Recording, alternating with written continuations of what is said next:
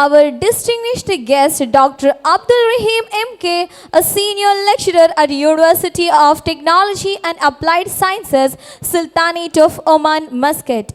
He completed his PhD from Hokkaido University, Japan. He has a postdoctoral fellow at University of Toyama, Japan. He published more than 5 international papers at reputed journals, and he also presented his work in more than 20 international and national conferences and seminars. His work is mainly in the field of photochemistry, material science, polymer science, and nano research. Without any further ado, I invite Dr. Abdul Rahim to talk about new trends in chemistry. Hello. Assalamu alaikum. Good morning.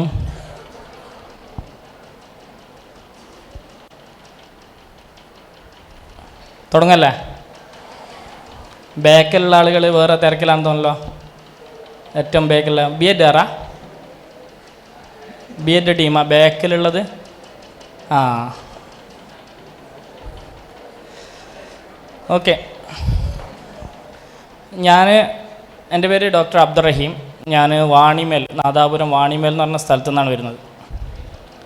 ഇതിലിപ്പം present ചെയ്യുന്ന 4 പേരിൽ 3 പേരായിട്ട് പല തവണകളിലായിട്ട് പഠിച്ചതാണ്. അപ്പോൾ ഞങ്ങൾ പലപ്പോഴും classmates അല്ലെങ്കിൽ ബാച്ച്മേറ്റാണ്.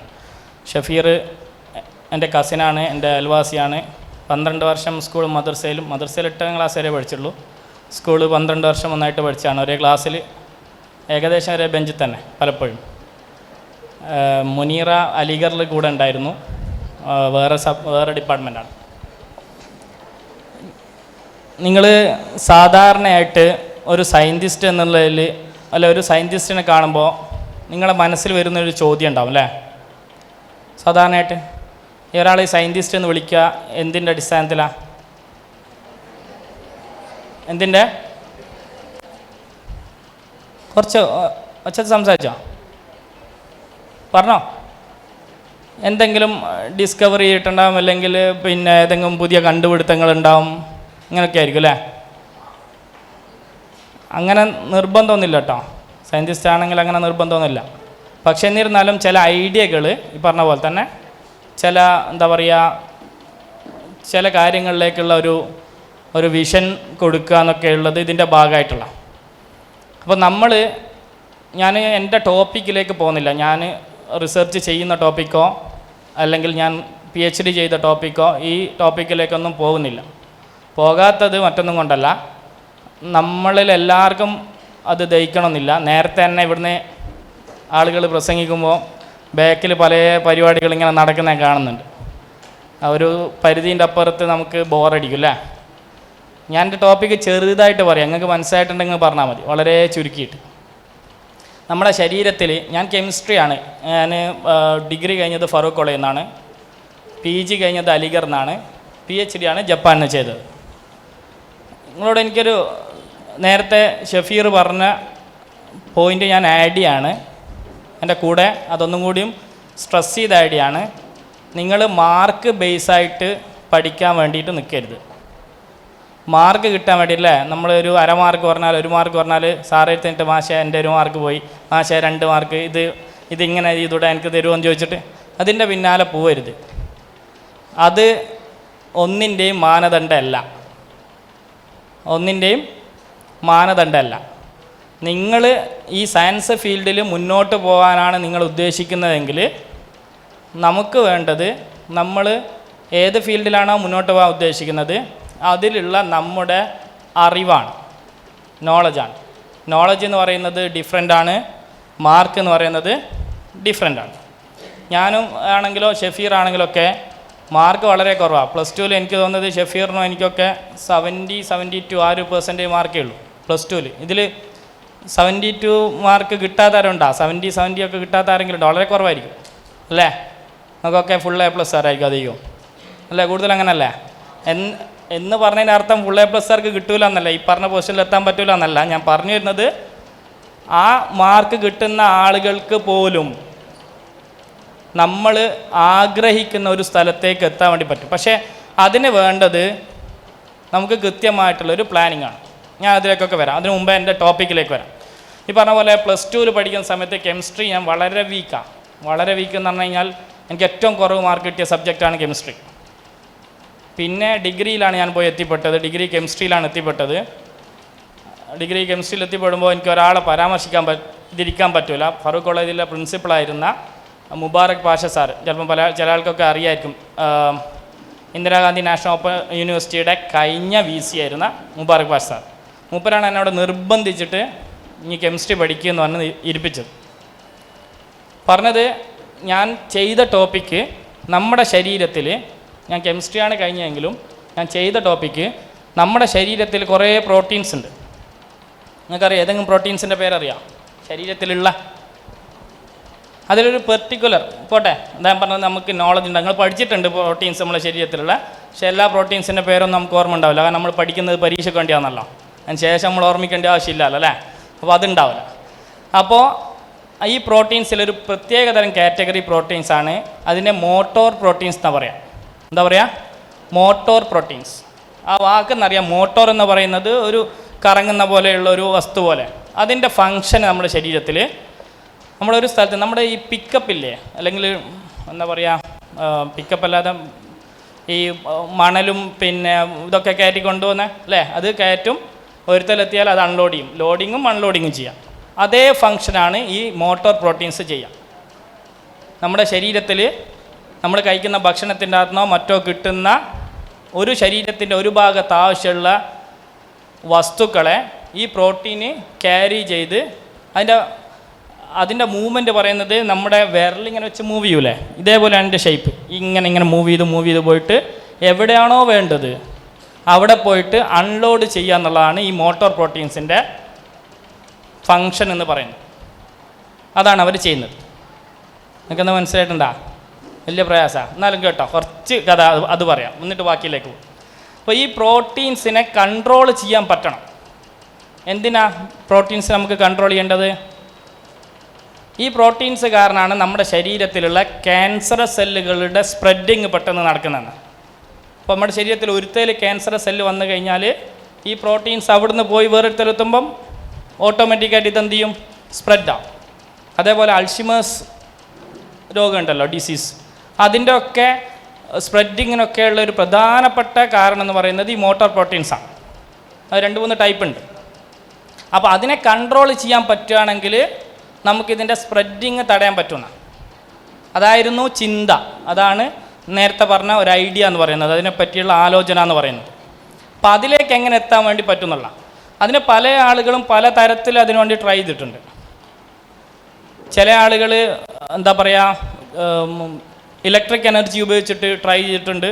അപ്പോൾ അതിന് കുറേ നെഗറ്റീവ് ഇമ്പാക്റ്റ് ഉണ്ടാവും. വേറെ കുറേ ആളുകൾ pH ചേഞ്ച് വരുത്തിയിട്ട് ട്രൈ ചെയ്തിട്ടുണ്ട്. അപ്പോൾ സ്വാഭാവികമായിട്ടും വേറെ കുറേ സൈഡ് എഫക്റ്റ് ഉണ്ടാവും. ഇങ്ങനെ പല എഫക്റ്റുകൾ ഉണ്ടായ സമയത്താണ് ഞങ്ങളുടെ ഒരു ചിന്തയിൽ വന്നത്, ആ ഒരു മോട്ടോർ പ്രോട്ടീനെ കൺട്രോൾ ചെയ്യാൻ സൈഡ് എഫക്റ്റ് ഒന്നും ഇല്ലാത്ത എന്ത് മാർഗമുണ്ട്. കാരണം അത് സൈഡ് എഫക്റ്റ് ഉണ്ടാക്കാൻ പാടില്ല. നമ്മൾ ഒരു രോഗം ചികിത്സിക്കുമ്പോൾ അതുവഴി വേറൊരു രോഗം ഉണ്ടാകാൻ പാടില്ലല്ലോ. നമ്മളിപ്പം ഒരു എന്താ പറയുക, ഒരു ക്യാൻസർ രോഗീനെ ചികിത്സിക്കുമ്പോൾ നമ്മൾ സ്വാഭാവികമായിട്ടും നമ്മൾ കീമോ ചെയ്യുന്നുണ്ട് അല്ലേ, കീമോ കെമിക്കൽ. അത് ചെയ്യുമ്പോൾ സ്വാഭാവികമായിട്ടും നിങ്ങൾക്കറിയാം, അങ്ങനത്തെ ആളുകളുടെ മുടിയൊക്കെ പോയി ചിലപ്പം മുഖമൊക്കെ ഭയങ്കര എന്താ പറയുക, വിങ്ങി നിൽക്കുന്ന രീതിയിലുള്ളൊക്കെ രീതിയിൽ മാറുന്ന നിങ്ങൾ കാണുന്നുണ്ട്. അപ്പോൾ അതിൻ്റെ സൈഡ് എഫക്റ്റ് ഇല്ലാത്ത രീതിയിൽ എങ്ങനെ കൺട്രോൾ ചെയ്യാം, അതിനാണ് ഞങ്ങൾ കെമിസ്ട്രി ഉപയോഗിക്കുന്നത്. കെമിസ്ട്രി ഏതാ കെമിസ്ട്രി? ഫോട്ടോ കെമിസ്ട്രി എന്നറിയും. ഫോട്ടോ കെമിസ്ട്രി എന്ന് പറഞ്ഞാൽ അറിയാവുന്ന ആളുകൾ ആരുണ്ടാ? എന്തുമായി ബന്ധപ്പെട്ട? ലൈറ്റുമായിട്ട് ബന്ധപ്പെട്ട. ഇപ്പോൾ ലൈറ്റിൽ എന്താ കെമിസ്ട്രി? എന്താ ലൈറ്റിൽ എന്താ കെമിസ്ട്രി? അപ്പോൾ മനസ്സിലായോ? കെമിസ്ട്രി എന്ന് പറയുന്നതോ നേരത്തെ ഷെഫീറിന് കിട്ടിയ ഫെലോഷിപ്പിനെ പറയില്ല, അവർക്ക് 2 ഫെലോഷിപ്പ്, 2 സബ്ജക്റ്റാണ്, ഫിസിക്സും കെമിസ്ട്രിയും. അപ്പോൾ നമ്മൾ ഒരു സബ്ജക്റ്റും സിംഗിളായിട്ട് പഠിച്ചതിനെ കൊണ്ട് ഭാവിയിൽ നമുക്ക് കാര്യമില്ല. അപ്പോൾ ഇതിൽ വരുന്നത് ഫോട്ടോ ലൈറ്റ് എനർജി, അത് ലൈറ്റിനെ കൊണ്ട് കൺട്രോൾ ചെയ്യാൻ പറ്റുന്ന ചില കെമിക്കൽസ് ഉണ്ട്. നിങ്ങൾ സിസ്, ട്രാൻസ് അങ്ങനെയൊക്കെ പഠിച്ചിട്ടുണ്ടോ? ഓക്കെ. അപ്പോൾ ഒരു കോമ്പൗണ്ടിനെ ചില പ്രത്യേകതരം വേവ് ലെങ്ത്തുള്ള ലൈറ്റ് ഉപയോഗിച്ച് കൺട്രോൾ ചെയ്ത് കഴിഞ്ഞാൽ അത് സിസ്സായിട്ടും ട്രാൻസായിട്ടും അതിൻ്റെ രൂപത്തിൽ മാറ്റം പറ്റും. അപ്പോൾ ആ ലൈറ്റ് എനർജി ഉപയോഗിച്ച് നമ്മൾ ഉപയോഗിക്കുന്ന ഡ്രഗിനെ കൺട്രോൾ ചെയ്യുകയും അങ്ങനെ കൺട്രോൾ ചെയ്യാൻ പറ്റുകയാണെങ്കിൽ അത് നമ്മുടെ മോട്ടോർ പ്രോട്ടീനിൽ എങ്ങനെ അതിനെ കൺട്രോൾ ചെയ്യാം എന്നുള്ളതിനെ പറ്റിയുള്ള പഠനമാണ് ഞാൻ നടത്തിയിട്ടുള്ളത്. അത് പൂർണ്ണമായിട്ട് 100% സക്സസ് ഒന്നുമല്ല. ഞാൻ പറഞ്ഞല്ലോ, ഒരു ഐഡിയയാണ്. ആ ഐഡിയയിലേക്ക് എത്താനുള്ള അതിന് ശേഷവും അതിൽ ഇങ്ങനെ റിസർച്ച് ഇങ്ങനെ നടന്നുകൊണ്ടിരിക്കുന്നുണ്ട്. സ്വാഭാവികമായിട്ടും എത്തിപ്പെടുമായിരിക്കും. ഒരു വർക്ക് അതാണ്. പിന്നെ നടന്ന വർക്ക് എന്ന് പറയുന്നത് പോളിമറുമായിട്ടും നാനോ കെമിസ്ട്രിയായിട്ട് ബന്ധപ്പെട്ട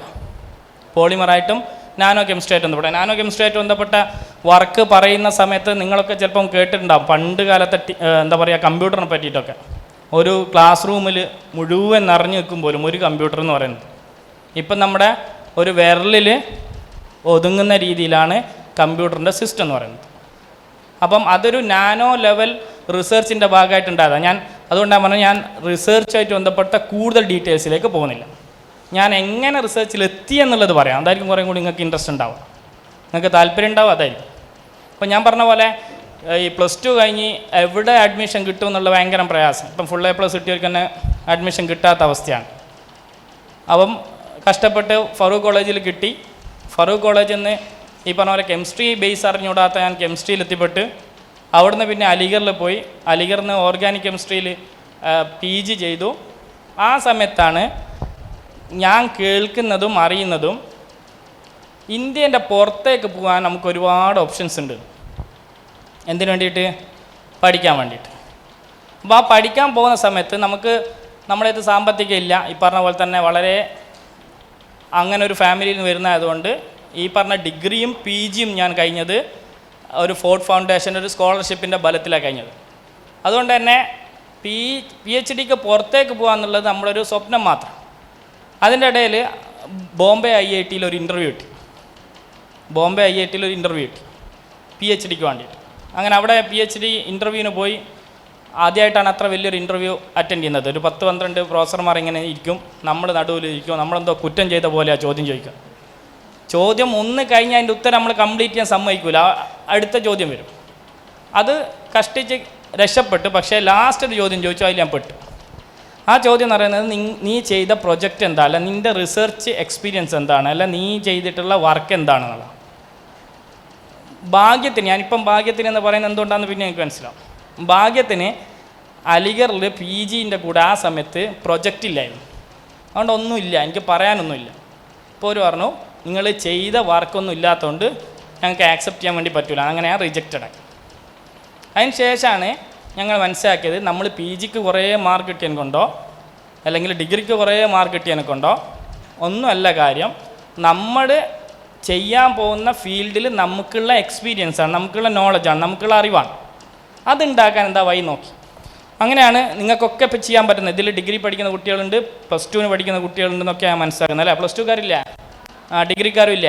ഓക്കെ, നിങ്ങൾക്കൊക്കെ ചെയ്യാൻ പറ്റുന്നത് ഈ വെക്കേഷൻ കാലഘട്ടത്തിൽ ചില സമ്മർ വെക്കേഷനും പ്രധാനമായിട്ട് ചില ഇൻറ്റേൺഷിപ്പുകൾ ഉണ്ടാവും. ചെറിയ സ്കോളർഷിപ്പൊക്കെ ഉണ്ടാവാം ചിലപ്പോൾ. പക്ഷെ എന്നിരുന്നാലും അത്തരം ഇൻറ്റേൺഷിപ്പുകളിൽ പോയി കഴിഞ്ഞാൽ നിങ്ങൾക്ക് റിസർച്ചിലോ അല്ലെങ്കിൽ ഈ പറഞ്ഞ പ്രൊജക്റ്റിലൊക്കെ നിങ്ങൾക്ക് എക്സ്പീരിയൻസ് ഉണ്ടാവും. ആ എക്സ്പീരിയൻസാണ് നമുക്ക് ഭാവിയിൽ ഗുണമാവുക. നിങ്ങൾക്ക് ഞാൻ പറഞ്ഞാൽ, നിങ്ങൾ കാലിക്കറ്റ് യൂണിവേഴ്സിറ്റിയിൽ 1ാം റാങ്കാന്ന് പറഞ്ഞിട്ട് ഒരു കാര്യമില്ല, ആരും മൈൻഡ് ചെയ്യാൻ പോകുന്നില്ല. അന്നേരം കുറേ പൂച്ചെണ്ടുകൾ തരും, നാട്ടിലൊരു ഫ്ലെക്സ് ഉണ്ടാവും, പിന്നെ ഒരു മൊമെൻറ്റോ 2-3 മൊമെൻറ്റം വീട്ടിൽ കൊണ്ട് വെക്കുക എന്നല്ലാതെ അതിനെക്കൊണ്ട് പ്രത്യേകമായിട്ടൊരു ഗുണമില്ല. അതേസമയം നിങ്ങൾ റിസർച്ച് ചെയ്യുകയാണെങ്കിൽ അല്ലെങ്കിൽ ഒരു പ്രൊജക്റ്റ് ചെയ്യുകയാണെങ്കിൽ നിങ്ങൾക്ക് ഇഷ്ടപ്പെട്ട ഫീൽഡ്, നിങ്ങൾ ചെയ്യണമെന്ന് ഉദ്ദേശിക്കുന്ന ഫീൽഡ് ചെയ്യണം. അല്ലാതെ ഏതെങ്കിലും ഫീൽഡിൽ പോയിട്ട് പിന്നീട് ഭാവിയിൽ അതിൻ്റെ ഗുണം കിട്ടാതിരുന്നിട്ട് കാര്യമില്ല. അപ്പോൾ അങ്ങനെ ഒരു പ്രൊജക്റ്റിന് വേണ്ടി ഞങ്ങൾ അപേക്ഷിച്ചു. ഞങ്ങൾ അലിഗറിലുണ്ടായിരുന്ന 5 മലയാളികളാണ് കെമിസ്ട്രിയിലുണ്ടായിരുന്നത്. അതിൽ 4 പേർ അപേക്ഷിച്ചു, 2 പേർക്ക് കിട്ടി. എനിക്കും കഴിഞ്ഞ വർഷം ഇവിടെ അറ്റൻഡ് ചെയ്ത ആളുകളുണ്ടോയെന്ന് അറിയില്ല, ഹാഷിം എന്ന് പറഞ്ഞിട്ടുള്ള ആൾ, മൂപ്പർക്കും കൂടി കിട്ടി. മൂപ്പർ കിട്ടിയത് ഹൈദരാബാദിലാണ്, എനിക്ക് കിട്ടിയത് ട്രിവാൻഡ്രത്താണ്. അപ്പോൾ അതിൻ്റെ ബേസിലാണ് ഞാൻ പുറത്തേക്ക് അപേക്ഷ കൊടുക്കുന്നത്, അല്ലാതെ എൻ്റെ മാർക്കിൻ്റെ ബേസിലല്ല. ഷഫീർ നേരത്തെ പറഞ്ഞ പോലെ ഒരു ആവറേജ് മാർക്ക്, ഒരു 60%, 70% മാർക്ക് ഉണ്ടായാൽ മതി. ബാക്കിയുള്ളത് നിങ്ങളുടെ എഫേർട്ടാണ്, നിങ്ങളുടെ നോളജാണ്. ഈ 2 കാര്യമാണ്. അപ്പോൾ ഈ പ്രൊജക്റ്റിൻ്റെ ബേസിലാണ് ഞാൻ ജപ്പാനിൽ എന്ത് ചെയ്യുന്നത്, അപേക്ഷ കൊടുക്കുന്നത്. അപേക്ഷ കൊടുക്കുമ്പോൾ ഇതിൻ്റെ ഗുണം ഞാൻ ആദ്യം പറയാം. നിങ്ങളുടെ മുമ്പിലിരിക്കുന്ന ടീച്ചർമാരുണ്ടാവും, അല്ലെ നമ്മുടെ ഡയറക്ടറുണ്ട്, ഇവർക്കൊക്കെ കിട്ടുന്ന സാലറി എത്രയാണെന്നുള്ള സ്വകാര്യത്തിൽ അന്വേഷിച്ചു. ആണുങ്ങളോട് സാലറി ചോദിച്ചു കഴിഞ്ഞാൽ പറഞ്ഞു തരില്ല. എന്നിരുന്നാലും നിങ്ങളൊന്ന് അന്വേഷിച്ചു. അവർക്ക് കിട്ടുന്നതിനേക്കാൾ കൂടുതൽ നിങ്ങൾക്ക് സ്കോളർഷിപ്പായിട്ട് കിട്ടും. അവർക്ക് കിട്ടുന്നതിനേക്കാൾ കൂടുതലായിട്ട് നിങ്ങൾക്ക് പഠിക്കുമ്പോൾ നിങ്ങൾക്ക് സ്കോളർഷിപ്പായിട്ട് കിട്ടും. ആ തരത്തിലുള്ള നിങ്ങൾ ഈ നമ്മുടെ വർഷത്തിൽ 1000 രൂപ എത്ര കിട്ടുന്നത്? മറ്റേ കുറേ സ്കോളർഷിപ്പില്ല നമ്മുടെ നാട്ടിലുള്ള CH മുഹമ്മദ് സ്കോളർഷിപ്പ്, പിന്നെ എന്താ പറയുക മൈനോറിറ്റി സ്കോളർഷിപ്പ്, പിന്നെ എന്താ പറയുക ഒറ്റ കുട്ടി സ്കോളർഷിപ്പ് എന്നൊക്കെ പറഞ്ഞ് കുറേ സ്കോളർഷിപ്പില്ലേ? അതിന് എത്ര തവണ നിങ്ങൾ കയറി ഇറങ്ങണം? അക്ഷയ പോകണം അല്ലേ? ഒരുപാട് അപേക്ഷകളൊക്കെ കൊടുത്തു കഴിഞ്ഞാൽ വർഷത്തിൽ 1000 രൂപയോ 5000 രൂപയോ കിട്ടുന്ന സ്ഥാനത്താണ് ഞാൻ പറയുന്നത്. നിങ്ങളീ പറഞ്ഞ ഞാൻ പറയുന്ന ഫിഗർ ചെറുത് ഞാൻ പറയാം. ഒരു 1 lakh above നിങ്ങൾക്ക് സ്കോളർഷിപ്പ് കിട്ടും. 1 lakh above നിങ്ങൾക്ക് സ്കോളർഷിപ്പ് കിട്ടും.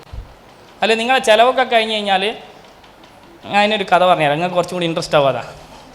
ഞാൻ PhD ചെയ്തുകൊണ്ടിരിക്കുന്ന സമയത്ത് ഒരു കോൺഫറൻസിന് പോയി.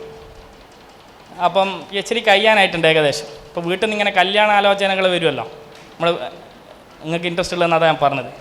അപ്പോൾ കല്യാണ ആലോചനകൾ വരുമല്ലോ. അപ്പോൾ കല്യാണം കഴിക്കണമെന്ന് ഇങ്ങനെ പറയുന്നുണ്ട്. ഞാനാണെങ്കിൽ ഒരു മസിലിട്ട് പിടിച്ചിങ്ങനെ നിൽക്കുക. അപ്പോൾ ഈ കോൺഫറൻസിന് പോകുന്ന മെയിനായിട്ട് അറിയാം, ചെറിയ എന്തെങ്കിലും 1 മണിക്കൂർ 2 മണിക്കൂർ നമുക്കുള്ള ഇൻഫർമേഷൻ അവിടെ നിന്ന് ഉണ്ടാവും. ബാക്കി നമ്മൾ മെയിൻ നമ്മളെ ടാർഗറ്റ് ഫുഡാണ്, പിന്നെ ആ സ്ഥലം കാണലാണ്. ഈ 2 ആണ് നമ്മളെ ടാർഗറ്റ്. അപ്പം അങ്ങനെ ഫുഡ് കഴിച്ചുകൊണ്ടിരിക്കുമ്പോൾ ഒരു മൂലക്കുന്ന് ഒരു നല്ല തട്ടായിട്ട് നല്ലൊരു മുസ്ലിം പെൺകുട്ടി ഒരു മൂലക്ക് ഇരുന്നിട്ട് ഒറ്റയ്ക്ക് ഇരുന്ന് ഭക്ഷണം കഴിക്കുന്നു. അപ്പോൾ സ്വാഭാവികമായിട്ടും വീട്ടിൽ നിന്ന് ഇങ്ങനെ പറയുന്നുണ്ടല്ലോ ഇത് കല്യാണം നോക്കണമെന്നൊക്കെ. അപ്പോൾ ഞാൻ വിചാരിച്ചു നമ്മളെ ഫീൽഡിൽ തന്നെയുള്ള ഒരു പെൺകുട്ടീനെ കണ്ടപ്പോൾ ഒന്ന് പരിചയപ്പെടാമെന്ന് വിചാരിച്ചു. നമ്മളെ കോയിത്തരം പുറത്ത് വരും ഓട്ടോമാറ്റിക്കായിട്ട്. അങ്ങനെ ഞാൻ ആരെ കണ്ട് ഞാൻ എൻ്റെ കയ്യിലുള്ള പ്ലേറ്റ് എടുത്ത് നമ്മുടെ നിങ്ങൾക്കറിയാമല്ലോ ജപ്പാനി എടുത്ത് നിന്ന് ആ ചോപ്സ്റ്റിക്ക് എടുത്തിട്ട് ചെന്നു. കഷ്ടപ്പെട്ട് തിന്നണം. ചെന്ന് ഞാൻ ചോദിച്ചു എവിടെയാണെന്ന് ചോദിച്ചു. അറിയാവുന്ന ഇംഗ്ലീഷിൽ ചോദിച്ചു എവിടെയാണെന്ന് ചോദിച്ചു. അപ്പോൾ പറഞ്ഞു ഇന്ത്യയിലാണെന്ന് പറഞ്ഞു. ഇപ്പോൾ ഒരു സമാധാനമായി. അപ്പോൾ ഉമ്മക്ക് കാര്യമായിട്ട് വേറെ ലാംഗ്വേജ് ഒന്നും തന്നോട്. അപ്പോൾ ഹിന്ദി മാത്രം പഠിച്ചാൽ മതിയല്ലോ, അതിൽ ഒതുക്കുമല്ലോ. അങ്ങനെ ഇന്ത്യയിലാണെന്ന് പറഞ്ഞപ്പോൾ ഹിന്ദി അലിഗഡിൽ പഠിച്ചുകൊണ്ട് കുറച്ച് ഹിന്ദി അറിയാം. അപ്പോൾ ഞാൻ ഹിന്ദി ചോദിച്ചു ഇന്ത്യയിൽ എവിടെയാണെന്ന് ചോദിച്ചു. അപ്പോൾ പറഞ്ഞു കേരളത്തിലാണെന്ന് പറഞ്ഞു. അപ്പോൾ നമ്മളെ പരസ്യത്തെ പറഞ്ഞ പോലെ എന്ത് പറ്റി, നമ്മളെ ലഡു പൊട്ടി. ആദ്യത്തെ ലഡു അന്നേരം പൊട്ടി. അത് കഴിഞ്ഞ് ഞാൻ ചോദിച്ചു കേരളത്തിലെവിടെ. അപ്പോൾ ഉമ്മ ടെൻഷൻ അടിക്കണ്ട, കാരണം വേറെ ലാംഗ്വേജ് ഒന്നും പഠിക്കണ്ട, ഉള്ള ലാംഗ്വേജ് തന്നെ എന്ത് ചെയ്യുക അഡ്ജസ്റ്റ് ചെയ്യുക. അത് രണ്ടാമത് പിന്നെ ചോദിച്ചു കേരളത്തിൽ എവിടെയാണെന്ന് വെച്ചപ്പോൾ കാലിക്കറ്റാന്ന് പറഞ്ഞു. ഞാൻ കാലിക്കറ്റിലാണ്. അപ്പോൾ പിന്നെ നോക്കണ്ട, ഞാൻ ഉറപ്പിച്ച് സംഭവം ഇനി ഇവിടെ തന്നെ അങ്ങ് വീട്ടിൽ വിളിച്ച് പറയാം എന്നുള്ള രീതിയിലായി. പിന്നെ ഞാൻ ചോദിച്ചു കോഴിക്കോട് എവിടെയാണ്. അപ്പോൾ കുട്ടി എന്നോട് പറഞ്ഞ മറുപടി എൻ്റെ നിക്കാഹ് കഴിഞ്ഞതാണെന്നാണ്. അതുവരെ ഞാൻ എന്താ പറയുക ഇങ്ങനെ പല നമ്മളെ ഇത് പറഞ്ഞില്ലേ ലഡു ഇങ്ങനെ പൊട്ടിക്കൊണ്ടിരിക്കുന്ന സമയത്ത് നോക്കുമ്പോൾ ഈ കുട്ടീനെ പറ്റി പറയാം, അതുകൊണ്ടാണ് പറയുന്നത്. ഡൽഹി യൂണിവേഴ്സിറ്റിയിൽ പഠിച്ചുകൊണ്ടിരിക്കുന്ന സമയത്ത് ഡിഗ്രി കഴിഞ്ഞ് PG സമയത്ത് അവർ പ്രൊജക്റ്റ് ചെയ്തതാണ്. അവർ പ്രൊജക്റ്റിന് അവർ സെലക്ട് ചെയ്ത് അവർ അപ്ലൈ ചെയ്ത് കിട്ടിയ സ്ഥലം എന്ന് പറയുന്നത് ജപ്പാനിലാണ്. പെൺകുട്ടിയാണെങ്കിൽ നിങ്ങൾ ആലോചിച്ചാൽ മതി, ഒരു പെൺകുട്ടി വേറെ ആരും ഇല്ല, മീൻസ് ഈ പറഞ്ഞ പോലെ തന്നെ അവർ പ്രൊജക്റ്റിന്. അപ്പം നമ്മുടെ നാട്ടിൽ നിന്നാണ് എന്താ പറയുക ഒറ്റക്ക് പോവുക അല്ലേ, ഭയങ്കര ടെൻഷനും കാര്യങ്ങളൊക്കെ ആയിരിക്കും. പക്ഷേ നിങ്ങൾക്ക് ഉറപ്പുവരാൻ പറ്റുന്നത് നമ്മൾ വരുന്ന വഴിക്കൊക്കെ പറഞ്ഞൊരു കാര്യമാണ്, നമ്മുടെ വീട്ടിൻ്റെ ഉള്ളിൽ കിട്ടുന്നതിനേക്കാളും സേഫ്റ്റി നമുക്ക് കിട്ടുന്നൊരു സ്ഥലമാണ് അവിടുത്തെ ടൗണുകൾ അല്ലെങ്കിൽ അവിടുത്തെ സിറ്റികൾ എന്നൊക്കെ പറയുന്നത്. അപ്പോൾ അങ്ങനത്തെ പഠിക്കുന്ന കുട്ടി അവൾ പ്രൊജക്റ്റ് കഴിഞ്ഞിട്ട് അതിൻ്റെ ഒരു പ്രസൻറ്റേഷൻ വന്നത് അവിടെ. അപ്പോൾ ആ ഡൽഹിയിൽ നിന്ന് അവളുടെ ആ ഒരു സമയത്ത് അവളുടെ നിക്കാഹ് നിശ്ചയിച്ചിട്ടുണ്ട്, ഓൾറെഡി നിശ്ചയിച്ച് കഴിഞ്ഞതാണ്. അപ്പോൾ അവൾ വന്നതാണ്. എന്നിട്ട് അവൾ എന്നോട് പറഞ്ഞൊരു കഥ ഉണ്ട്. അവളുടെ ഒരു ആഗ്രഹമായിരുന്നു പോലും, അവളും ഈ പറഞ്ഞ പോലെ വളരെ പാവപ്പെട്ട ഒരു കുടുംബത്തിൽ നിന്ന് വരുന്നത്, അവളുടെ ആഗ്രഹമായിരുന്നു പോലും അവളുടെ കല്യാണം അവൾ തന്നെ നടത്താമെന്ന് പറഞ്ഞു. നിങ്ങൾക്ക് പറഞ്ഞാൽ മനസ്സിലായിട്ടുണ്ടാ? നിങ്ങൾക്കിപ്പോൾ ഒരു പെൺകുട്ടികൾ കൂടുതലുണ്ടാണ് പറയുന്നത്, ആൺകുട്ടികൾക്ക് നിങ്ങളെ കാര്യം പോക്കാം വേറെ. പിന്നെ നിങ്ങൾക്കൊരു കല്യാണ ഡ്രസ്സും ആണെങ്കിൽ വാപ്പാൻ്റെ ഉമ്മാൻ്റെ പെർമിഷൻ അല്ലേ അവർ വാങ്ങി തരുന്നത്, അല്ലെ സ്വർണം നിങ്ങൾ വാങ്ങുന്നുണ്ട്, അങ്ങനെ കല്യാണം നടത്തുന്നുണ്ടെങ്കിൽ അവർ തീരുമാനിക്കും, നമ്മൾ നിന്ന് കൊടുക്കുക എന്നുള്ളൊരു പരിപാടി അല്ലേ. അവളുടെ ഒരു ആഗ്രഹമായിരുന്നു സ്വന്തമായിട്ട് നടത്തുക എന്നുള്ളത്. അവൾക്ക് കിട്ടിയിരുന്ന സ്കോളർഷിപ്പ് കോമൺവെൽത്ത് സ്കോളർഷിപ്പ് എന്ന് പറഞ്ഞൊരു സ്കോളർഷിപ്പ് ഉണ്ട്, അന്വേഷിച്ചാൽ മനസ്സിലാവും. ഏകദേശം ആ സമയത്ത് 2,25,000 മറ്റോ ആണ് അതിൻ്റെ ഇത്. ഏകദേശം 1.25 ലക്ഷം രൂപയാണ് അവർക്ക് കിട്ടിക്കൊണ്ടിരുന്നത്. ഒരു 1.25 ലക്ഷം രൂപ വർഷത്തിലല്ല, ഇതൊക്കെ മാസത്തിലെ കണക്കാണ് പറയുന്നത്. ആ സ്കോളർഷിപ്പ് കിട്ടിക്കൊണ്ടിരിക്കുന്ന പെൺകുട്ടിയാണത്. ഞാൻ പറയുന്നത് പെൺകുട്ടികൾ കൂടുതലുള്ളത് കൊണ്ടും കൂടിയാണ് ഞാൻ പറഞ്ഞത്, നിങ്ങൾ ഒരു എയിം വെക്കുക. ഞാൻ പഠിക്കുന്ന സമയത്ത് ഞാൻ വെച്ച എയിം എന്ന് പറയുന്നത് PG കേരളത്തിന് പുറത്തു പോകണം എന്നുള്ള എൻ്റെ ഒരു ആഗ്രഹമായിരുന്നു. അത് ഞാൻ പോയിട്ടുണ്ട്. അവിടെ എത്തിയപ്പോഴാണ് ഇങ്ങനെ പുറത്തേക്ക് പോകണം അല്ല ഇങ്ങനെ ഒരു സ്കോളർഷിപ്പ് ഓപ്ഷൻ ഉണ്ട് എന്നുള്ള മനസ്സിലാകുന്നത്. നമ്മൾ പറയില്ല മുല്ലപ്പൂമ്പൊടി അല്ല എന്താ പറയുക മുല്ലപ്പൂമ്പൊടിയായിട്ട് കിടക്കും കല്ലിനുണ്ട് ഒരു സൗരഭ്യം എന്നൊക്കെ പറയുന്ന പോലെ, അല്ലെങ്കിൽ നമ്മുടെ ചുറ്റുവട്ടത്തുള്ള ആളുകൾ നമ്മളെ സ്വാധീനിക്കും എന്നുള്ളത് വളരെ വലിയ കാര്യം. അവിടുന്ന് അവിടെയുള്ള ടോപ്പ് കുട്ടികളൊക്കെ പറയും ഇങ്ങനെ പുറത്ത് PhD ഉണ്ട്, അവിടെ പോയി പഠിക്കണം, അവിടെ സ്കോളർഷിപ്പ് ഉണ്ട് എന്നൊക്കെ പറയുമ്പോഴും നമ്മൾ അതിനെ പറ്റിയിട്ട് അറിയില്ലായിരുന്നു. ആ അറിഞ്ഞതിൻ്റെ അടിസ്ഥാനത്തിൽ അപേക്ഷേൻ്റെ അടിസ്ഥാനത്തിലാണ് നമുക്കൊക്കെ PhD കിട്ടുന്നതും PhD കഴിഞ്ഞിട്ട് പോസ്റ്റ് ഡോക്ക് കിട്ടുന്നതും ഇപ്പോൾ ഉള്ള പൊസിഷനിലെത്തുന്നതൊക്കെ എന്ന് പറയുന്നത് അതിൻ്റെ അടിസ്ഥാനത്തിലാണ്. അപ്പോൾ നിങ്ങളുടെ എയിം എന്ന് പറയുന്നത് എന്താണെന്നുള്ളത് നിങ്ങൾ കൃത്യമായിട്ട് നോട്ട് ചെയ്യണം.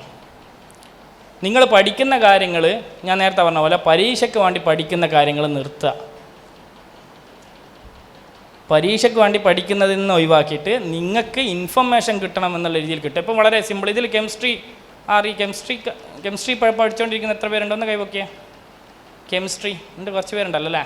നിങ്ങൾ കേട്ടിട്ടുണ്ടോ മോൾ കൺസെപ്റ്റ് കേട്ടിട്ടുണ്ടോ? മോൾ 1 മോൾ എന്ന് പറഞ്ഞാൽ എന്താന്ന് കേട്ടില്ലേ? അതറിയാവുന്ന എത്ര പേരുണ്ട്? ഒരു സാധാരണക്കാരൻ ചോദിക്കുകയാണ് നിങ്ങളോട് എന്താണ് 1 മോൾ എന്ന്, നിങ്ങളെങ്ങനെ പറഞ്ഞു കൊടുക്കുക? കാണാപ്പാട് അതല്ല എനിക്ക് വേണ്ടിയാണ്, അത് എല്ലാവർക്കും അറിയാം. ഒരു മോൾ കൺസെപ്റ്റ് പറയുമ്പോൾ ആ ഒരു ഐഡിയ ആ കൺസെപ്റ്റാണ് നമ്മളെ മനസ്സിൽ വേണ്ടത്. പരീക്ഷയ്ക്ക് പഠിച്ചു കഴിഞ്ഞാൽ ഇപ്പോൾ അടുത്തൊരു പരീക്ഷ കഴിഞ്ഞു അല്ലേ? കാലിക്കറ്റ് യൂണിവേഴ്സിറ്റീൻ്റെ ആണെങ്കിൽ പരീക്ഷ കഴിഞ്ഞിട്ടുണ്ട്, +1 ആണെങ്കിൽ കഴിഞ്ഞിട്ടുണ്ട്. നിങ്ങൾക്ക് അറിയില്ലല്ലോ ഏതാ ചോദ്യം വരികയെന്ന് മുമ്പേ? ഇല്ലല്ലോ.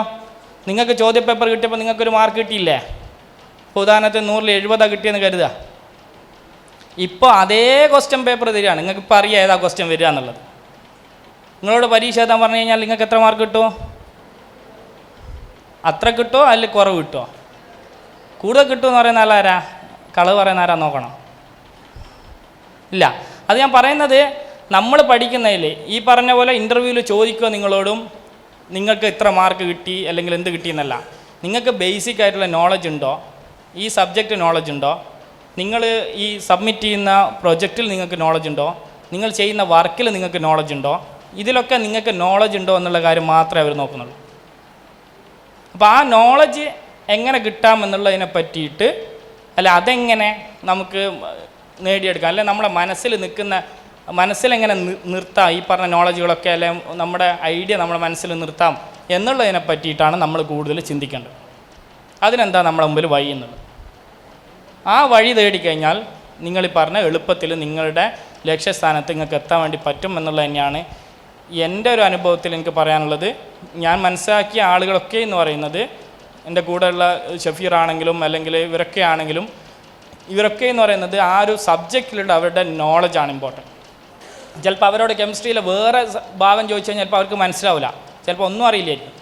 എൻ്റെ ചോദിക്കും നിങ്ങൾ PhD കഴിഞ്ഞല്ലേ കെമിസ്ട്രിയിൽ നോക്കും. PhD കഴിയുക എന്ന് പറഞ്ഞു കഴിഞ്ഞാൽ അതിൽ ഒരു എൻസൈക്ലോപീഡിയ ആവുക എന്നല്ല അർത്ഥം. നമ്മുടെ ഫീൽഡിൽ ചിലപ്പോൾ എൻസൈക്ലോപീഡിയ ആവുക എന്നുള്ള. കെമിസ്ട്രി എന്ന് പറയുന്ന മൊത്തത്തിലല്ല, അത് കുറേ ഭാഗങ്ങളുള്ളതാണ്. അപ്പോൾ ആ ഒരു ഐഡിയനെ പറ്റി ആലോചിക്കാം. ഞാൻ ലാസ്റ്റ് ഒരു കാര്യം കൂടി പറഞ്ഞാൽ നിർത്താം. പിന്നെ നിങ്ങൾക്ക് എന്തെങ്കിലും ചോദിക്കാനുണ്ടെങ്കിൽ പറയാം, അതായിരിക്കും തോന്നുന്നു. ഏകദേശം സമയം അതിനനുസരിച്ചായിട്ടുണ്ട്. ഞാൻ കഴിഞ്ഞ വർഷം ഒരു പ്രൊജക്റ്റ് ചെയ്യാൻ വേണ്ടി നോക്കുമ്പോൾ നമ്മുടെ ചക്കയായിട്ട് ബന്ധപ്പെട്ട് നമ്മുടെ ചക്ക ഉണ്ടല്ലോ, ചക്ക അറിയില്ല, ചക്കയായിട്ട് ബന്ധപ്പെട്ടൊരു പ്രൊജക്റ്റ് ചെയ്യാൻ വേണ്ടി നോക്കിയതാണ്. ഞാൻ വിചാരിച്ചു ആരും ഒന്നും വർക്കൊന്നും ചെയ്തിട്ടുണ്ടാവില്ല, അതിലെന്താണ് ഇത്ര കാരണം നിങ്ങൾക്കറിയായിരിക്കും ചില വർക്കുകളുണ്ട്. ഇപ്പോൾ ഉദാഹരണത്തിന് നമ്മുടെ കാറിൻ്റെ ഒക്കെ ഗ്ലാസ്സുകളുണ്ടല്ലോ, അത് ഇപ്പം നമ്മുടെ ഇന്ത്യയിൽ തന്നെയാണ് കൂടുതലും വൈപ്പർ ഉപയോഗിക്കുന്നത് വെള്ളം ഒഴിവാക്കാൻ വേണ്ടിയിട്ട്. പല രാജ്യങ്ങളിലും വൈപ്പർ ഇല്ലാത്ത ഗ്ലാസ്സുകളാണ്. കാരണം അതിലുള്ള കോട്ടിംഗ് എന്ന് പറയുന്നത് നമ്മുടെ വെള്ളില, നിങ്ങളെന്താ പറയുക ഇവിടെ തന്നെയല്ലേ, വെള്ളിലാന്ന് തന്നെയല്ലേ, അത്രയും ഹൈഡ്രോഫോബിക് ആയിട്ടുള്ള രീതിയിൽ ചെയ്ത് വെള്ളം അതിൽ വീണ് കഴിഞ്ഞാൽ അത് വൈപ്പായി പോകുന്ന രീതിയിലാണ് അതിൻ്റെ സെറ്റിംഗ് എന്ന് പറയുന്നത്. ഇപ്പോൾ നാച്ചുറൽ ആർന്ന് കിട്ടുന്നവർ അതേപോലെ നമ്മുടെ ഈ ചക്കയുടെ കുരു ഉണ്ടല്ലോ, അതിൻ്റെ പോറസ്, അതിൻ്റെ സൈസ്, അതിൻ്റെ ഉള്ളിലുള്ള ചെറിയ പോറസ് സൈസ് എന്ന് പറയുന്നത് നല്ല അഡ്സോപ്ഷൻ തരുന്നൊരു കാര്യമാണ്. അഡ്സോപ്ഷനും അബ്സോപ്ഷനൊക്കെ കേട്ടിട്ടുണ്ടാവുമെന്ന് വിചാരിക്കുന്നത്. അഡ്സോപ്ഷൻ ഏറ്റവും നല്ലൊരു ഒന്നാണ് ഈ ചക്കയുടെ ഈ ഡ്രൈ ആയിട്ടുള്ള ഭാഗം എന്ന് പറയുന്നത്. അപ്പോൾ അതിലെന്തെങ്കിലും ചെയ്യാമെന്ന് കരുതിയിട്ടാണ് അതിൽ ഈ പറഞ്ഞ ഹെവി മെറ്റൽസിനെ അഡ്സോർബ് ചെയ്യാനുള്ള ഒരു പ്രൊജക്റ്റിന് വേണ്ടിയിട്ടാണ് ഞാൻ ശ്രമിച്ചത്. ഞാൻ ചുമ്മാ നമ്മൾ ഗൂഗിളിൽ കയറി ചെയ്ത് നോക്കുമ്പോൾ അതൊക്കെ ഇപ്പം ആളുകൾ ചെയ്തിട്ടുണ്ട്, അല്ലെ ചെയ്തു തുടങ്ങിയിട്ടുണ്ട്. അതിനൊക്കെ ഒരുപാട് മേഖലകൾ ഇനിയുണ്ട്, അത് വേറെ വിഷയം. ഞാൻ പറയുന്നത് നമ്മുടെ മുമ്പ് കാണുന്ന ചില നല്ല ഐഡിയകൾ നമുക്ക് നല്ല രീതിയിൽ ഉപയോഗിച്ച് കഴിഞ്ഞാൽ നമുക്കൊരു പ്രൊജക്റ്റായിട്ട് മുമ്പോട്ട് കൊണ്ടുവരാൻ വേണ്ടി പറ്റും. ആ രീതിയിൽ കുറേ ഐഡിയകളും കുറേ കൺസെപ്റ്റുകളൊക്കെ ഉള്ള കുട്ടികളായിട്ട് നിങ്ങൾ വളരട്ടെ എന്ന് ആശംസിക്കുന്നു. നിർത്തുന്നു. അസ്സലാമു അലൈക്കും. Thank you, sir. We enjoyed your insightful and engaging session on the presentation of emerging trends in chemistry.